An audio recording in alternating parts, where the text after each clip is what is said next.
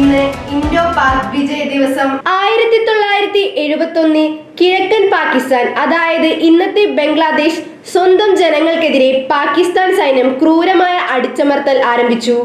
ലക്ഷക്കണക്കിന് ആളുകൾ കൊല്ലപ്പെട്ടു. കോടികൾ ഇന്ത്യയിലേക്ക് അഭയാർത്ഥികളായി ഒഴുകി. മനുഷ്യാവകാശ ലംഘനങ്ങളും അഭയാർത്ഥി പ്രതിസന്ധിയും ഇന്ത്യയെ ഇടപെടലിലേക്ക് നയിച്ചു. ഡിസംബർ 3 പാകിസ്ഥാൻ ഇന്ത്യയുടെ പടിഞ്ഞാറൻ അതിർത്തികളിൽ വ്യോമാക്രമണം നടത്തി. അതോടെ ഇന്ത്യ ഔദ്യോഗികമായി യുദ്ധത്തിലേക്ക് പ്രവേശിച്ചു. കിഴക്കൻ മേഖലയിലെ ഇന്ത്യൻ സൈന്യം, നാവികസേന, വ്യോമസേന എന്നിവർ ഒന്നിച്ച് വേഗത്തിലുള്ള നീക്കങ്ങളിലൂടെ പാകിസ്ഥാൻ സേനയെ വളഞ്ഞു. മുക്തിബാഹിനി എന്ന ബംഗ്ലാദേശ് വിമോചന സേനയും ഇന്ത്യയോടൊപ്പം പോരാടി.